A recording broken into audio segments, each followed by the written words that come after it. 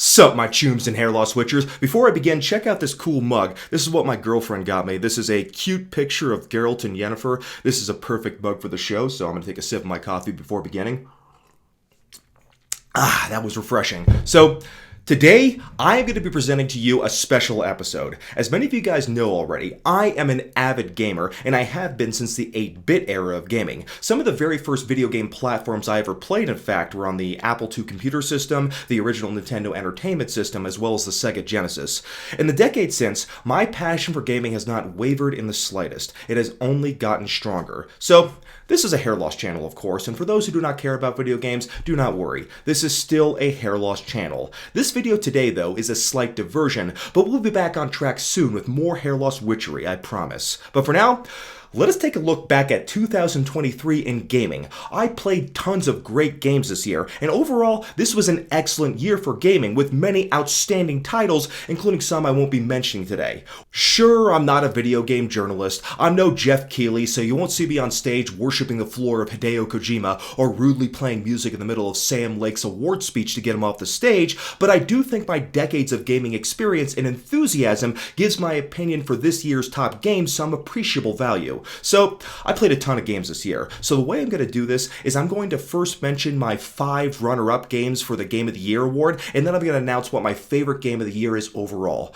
Before I continue though, I do have to disclose one important thing. I have not played Baldur's Gate 3. I know that is a huge favorite for many people, and it was this year's winner for Game of the Year at the 2023 Video Game Awards. The reason why I haven't played it is because I heard it uses a turn-based combat system, which I have to admit, I don't like all that much, so I've been pretty recalcitrant towards suggestions that I play the game. I also have not played Zelda Tears of the Kingdom, which I know is another favorite for many gamers, although I do own the game, and I do plan to play it eventually. I've just been pretty backlogged. Also, I am not going to include any DLCs or expansion packs in this list, so as amazing as Cyberpunk 2077's expansion Phantom Liberty was, it won't be included in this list. Lastly, there is one game that won't be on this list because I haven't played it, although it would very likely be on this list if I did play it, and that is the remake of System Shock. The original System Shock, which came out in 1994, as well as its sequel System Shock 2, which came out in 1999, are some of my favorite games of all time. The only reason I haven't gotten around to playing it is because the console version was delayed and I can't play it on the PC at the moment since sadly my gaming PC is broken, although I am hoping I can change that very soon. And before you ask, don't worry, I am not going to include any spoilers in my coverage of these games. So, let's go over my 5 favorite games this year that did not quite get the Haircafe Game of the Year award, but I still highly recommend nevertheless. Number 5, Like a Dragon Gaiden. I can't show you a physical copy of it because for some reason a physical copy was never released, but what I've always liked about the Yakuza series, or excuse me, I mean the Like a Dragon series as it is now officially known, is they managed to do so much with so little. In that respect, Gaiden, it reminds me a lot of one of my all-time favorite games, which is Deus Ex Mankind Divided, which came out in 2016. Like in Deus Ex, the world isn't particularly big, but it is so packed with detail that even after I beat the game, I will remember almost everything about it and instantly recognize any location if I were to see it in a screenshot. Contrast that to something that is super big and generally devoid of much memorable content like Far Cry 6, and I would be hard-pressed to tell you anything I remember about that game. Also, as a longtime fan of the Yakuza series, being able to step back into the shoes of the Dragon of Dojima felt really great and gratifying, and I love the new gadget-oriented fighting stance introduced in that game. The game isn't particularly long by the standards of a Yakuza game. It probably took me just about 25 hours to beat. In fact, it is probably the shortest Yakuza game I have ever played, but there still feels like there is a ton of very fun, worthwhile side content and mini-games, and the main story feels just as epic as the best games in the series. I was disappointed in this year's remake of Like a Dragon Ishin, so it felt great to play a Yakuza / Like a Dragon game this year I actually enjoyed. Also, I have to say, I absolutely freaking love the dynamic boss battle intros in the game. If you played it, you probably know what I'm talking about, but no joke, that is probably one of my favorite things about the entire series. Number 4, Dead Space Remake. When people ask me for advice on a hair loss stack, I'll often tell them that if it ain't broke, don't fix it. What I mean by that is that if you're using something that is working for you, then there's no sense in changing things up. That adage applies perfectly to this year's excellent remake of one of my favorite games from the Xbox 360 era, Dead Space. This remake doesn't change much from the original game that was released in 2008, but the original Dead Space was so ahead of its time that the remake really didn't need to change things all that much. What I wanted from this remake was basically the original game except with much better graphics, and that is pretty much exactly what I got. Dead Space still has probably the best guidance system ever seen in a game, which is great because the last thing I want to do in a survival horror game where I'm constantly at risk of getting zerg rushed by monsters is constantly check the map. The progression is also very rewarding. In particular, I really like how upgrading your armor in the game also changes its appearance.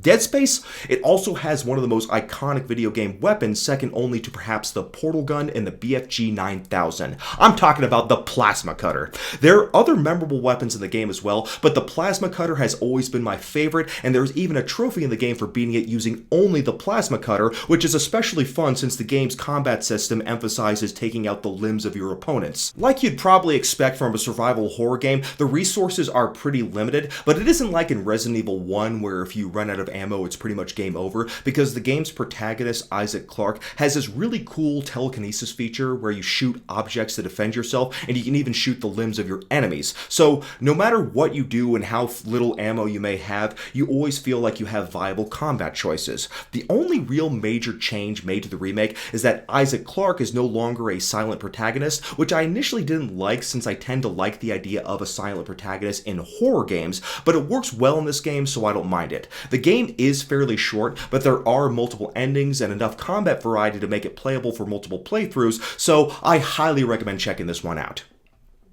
Number 3, Resident Evil 4 Remake. Oh wait, I'm sorry, this is the wrong game.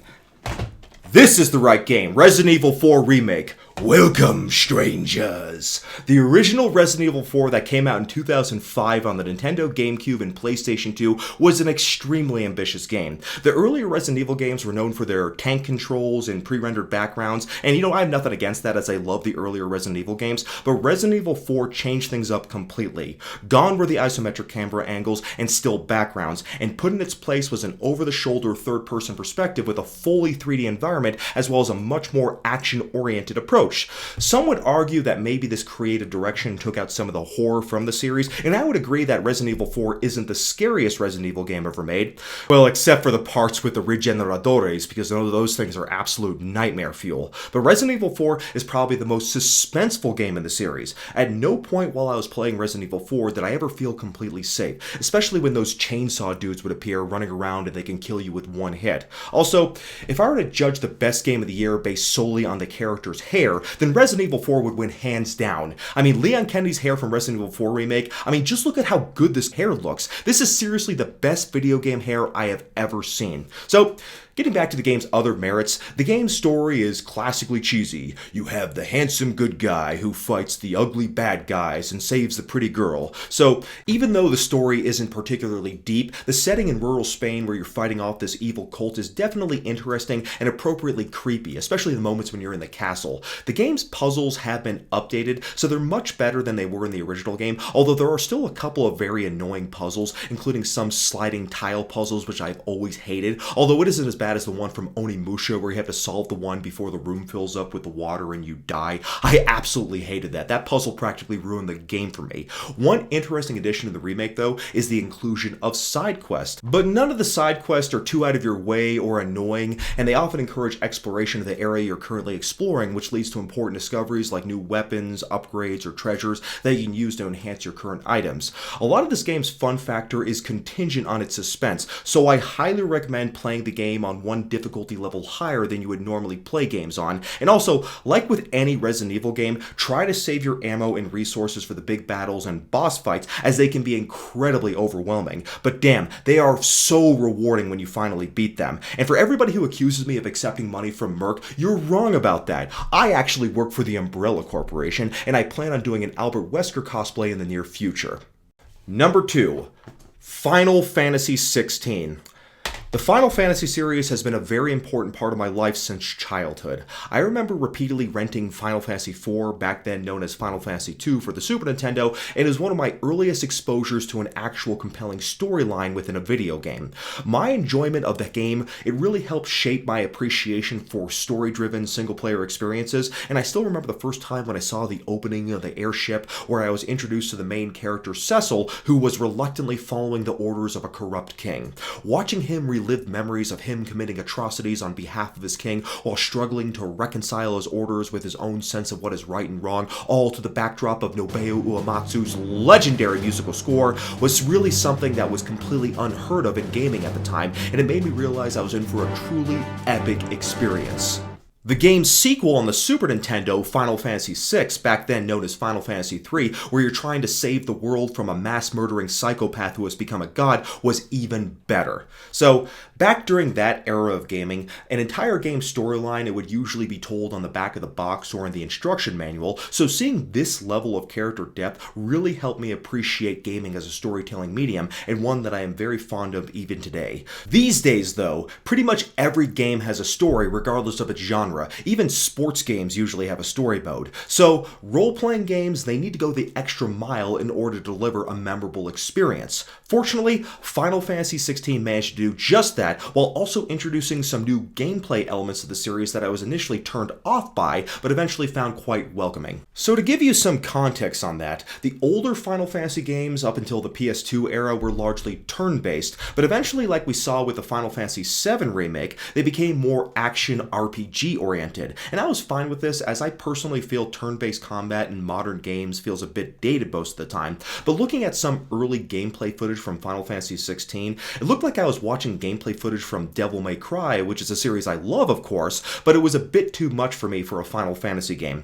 When I actually played the game though, I grew to love it eventually, especially since you can use beings called icons, which are basically traditional Final Fantasy summoning creatures, in order to augment your abilities and fight strategically. There's less of an emphasis on party member combat, but I feel if they had pushed too hard for that particular aspect of gameplay, then there might have been too much micromanagement which would have slowed things down, and that would have been inappropriate for a game that is fast-paced like this. All in all, I ended up really liking the combat since you oftentimes feel like a god, sometimes even literally, although going into detail on that any further might be a spoiler, so you'll just have to play for yourself to see. Of course, one thing I really like about story-driven games is that a strong story can make even a highly flawed game feel extremely memorable. That is why I loved Cyberpunk 2077, even when it was first launched and riddled with bugs, because the storyline is just so strong. Final Fantasy XVI undoubtedly has a few JRPG cliches, such as using the power of love and friendship to win the day. You guys know what I'm talking about. But surprisingly,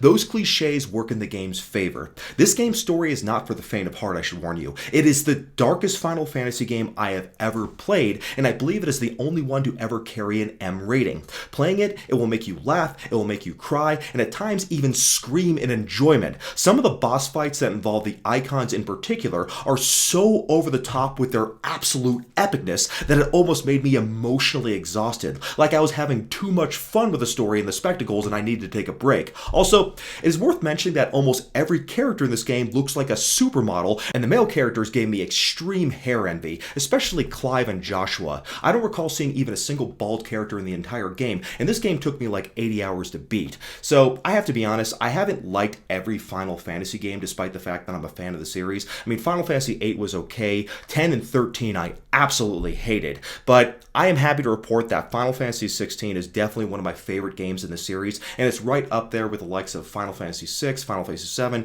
and Final Fantasy Tactics. So I am so happy that this game turned out to be good because I was really worried about it initially. So anyways, let's go ahead and move on to number one. Number one, Armored Core 6. I've always loved Armored Core due to its fast-paced mech combat and vast customization options. I played the original one on the PlayStation 2, and I even still have the copy of the original game right here. This was back when I was still in high school, and I also played the excellent sequel on the PlayStation 2.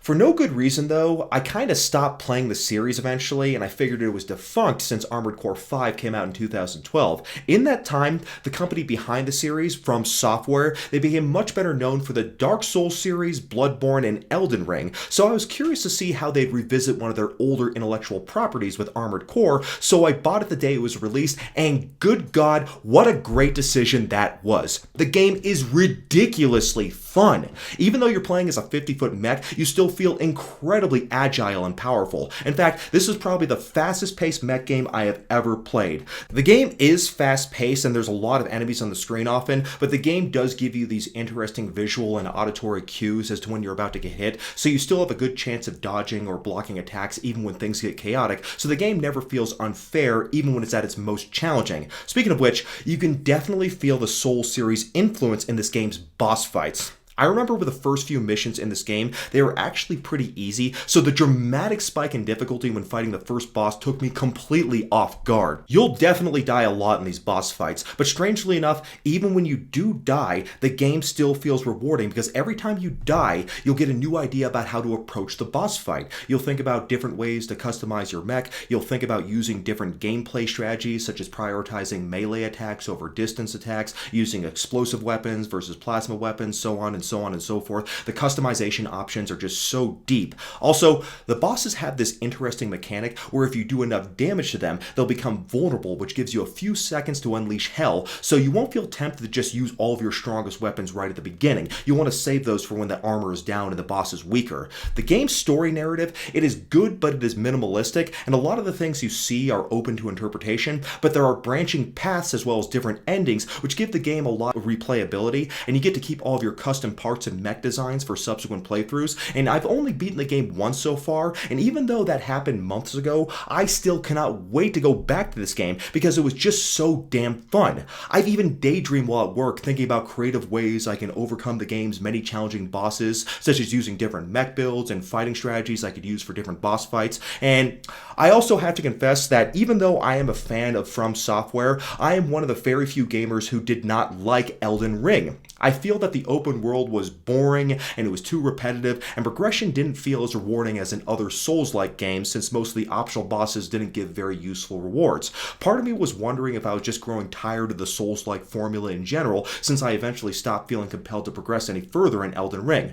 It is debatable if Armored Core 6 is purely a Souls-like game, but it is definitely similar enough that it has reassured me that I am still a fan of the genre, and this is my favorite From Software game since Bloodborne. And the 2023 Haircafe Game of the Year award goes to Alan Wake 2. I don't have a physical copy of this game because no physical copy exists. It is a digital-only game, which is a bit weird, but no matter. I only bought this game a few weeks ago, and I was reluctant to do so because even though I had heard good things about it, the first Alan Wake game came out way back in 2010, and even though I did play it on the Xbox 360, I barely remembered it. All I remembered was that you play as an author in some part of rural Washington where you get attacked by these evil, weird, shadowy figures, and you fight back using your flashlight and a pistol. Fortunately, this game's plot, even though it is a sequel, still stands out as a good story in its own right that doesn't require knowledge of the prior game. That's thanks in large part due to the characters' inner monologues where they give good exposition to the player while still leaving enough of it open to interpretation so the plot doesn't feel like it's being spoon-fed to us. What I particularly liked about this game is how well it blends the cutscenes into the gameplay. Most notably is the fact that many of the cutscenes include very well acted and very well written live-action full-motion video sequences that are directly integrated into the gameplay. So you get to see a lot of these interesting events and mysteries unfold in the game without it actually taking you out of the action. The game also features two protagonists with overlapping storylines, including a cop named Saga Anderson, as well as the eponymous Alan Wake. Selecting your character isn't like in Resident Evil where you just pick your character at the beginning and then stay with them throughout the course of the game. Instead, you play as both characters throughout the course of the game, and you'd expect that you'd change characters every chapter or so, and that's how it is at the beginning of the game for at least the first couple of hours, but eventually what the game does, it gives you the freedom to choose which character to play as and which subplot to pursue, so you're never forced to switch characters and stories when you'd rather continue to pursue the plot that you're currently on. I really like this because I feel I can follow one of the two main characters' individual plots for as long as I feel like, and when I want to take a break from that character, I can freely go to the other character and not feel like I'm being punished for doing so. I really like how the writers give that player that level of agency, and I like to see it done in more games, frankly. The gameplay is similar to the third-person, over-the-shoulder shooting gameplay you see in other survival horror games like Resident Evil, Silent Hill, and Dead Space, but there are some key differences. Like I already mentioned, there is the flashlight mechanic where exposing enemies to light can break their defenses. It turns out that using the powered-up flashlight, it drains resources, but fortunately, battery resources for your flashlight are pretty plentiful, so you don't feel overwhelmed or punished from using them. And also, there is an upgrade system for both your weapons and your flashlight that makes it easier to conserve resources. One interesting thing I noticed is that the characters play slightly differently. Alan Wake, he's an author after all, so he's not very good with a gun and he's not a good shot, and sometimes when he's reloading guns, he'll even clumsily drop a bullet. I mean, this sounds annoying, but it actually adds to the game's feelings of suspense, especially during the boss fights. And also, the game has a very convenient dodge button that works really well to avoid attacks, so you never feel too overwhelmed, even on the hard difficulty which I played it on. Saga Anderson, on the other hand, is a cop, so she's a bit better with gunplay, she reloads a bit faster, and as such, a lot of her segments tend to have a bit more action and enemies in them.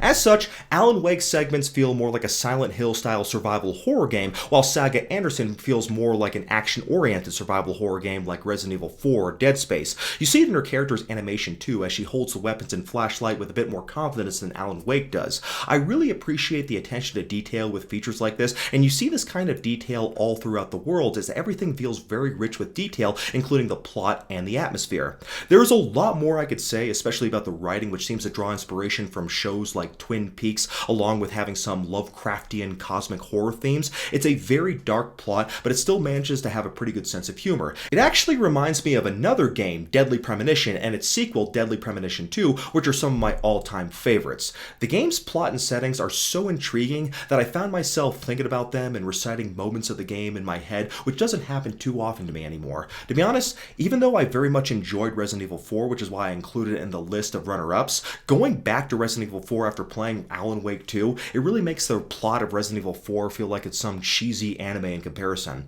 Another thing that's worth mentioning is the game's incredible setting. I can't say anything about the setting for Alan Wake's portion of the game without revealing spoilers, but Saga Anderson's portion of the game takes place in rural Washington in a community that was founded by Finnish immigrants. You see, Alan Wake 2, it was developed by Remedy Entertainment, which is a game development company located out of Finland. As such, the game's setting, it shows an interesting blend of both Finnish and American culture, one that I found endearing and even quite charming, which is ironic since it is a survival horror game. But I like the setting enough that playing the game, it even makes me want to learn about Finnish culture and even visit Finland maybe. I can't remember the last time I played a game and I was so interested in every detail that I was even interested in the coffee or beer that the characters were drinking. The game's setting and atmosphere is so rich that I get genuinely excited every time I do something as simple as just walk into a random house or a trailer or read a newspaper, because it feels like there is some interesting or detail or mystery that I'm about to unravel in this strange and fascinating game every time I check something out.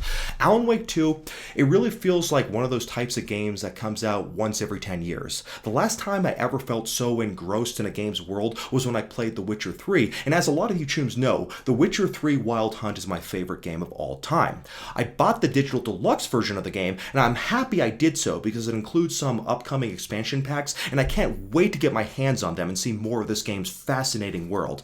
I have played most of Remedy Entertainment's previous games like the Max Payne series and Control. In fact, I think I have played all of them except for Quantum Break, and that's because that one came out on the Xbox One, which is a console I don't own. I can safely say though, I have thoroughly enjoyed every Remedy game I have ever played, but Alan Wake 2 is my favorite one by far because it does something that most games can't do for me anymore, and that's leave a lasting impression. This is a game that I know I will be thinking about for many years to come. So with that said, Deer Fest is about to start, so I'm going to head off to Coffee World, but not before buying a bag of Davis's Family vegan beef jerky. Have a great New Year's, chums. I'll be back early next month with more hair loss content. Thank you for watching.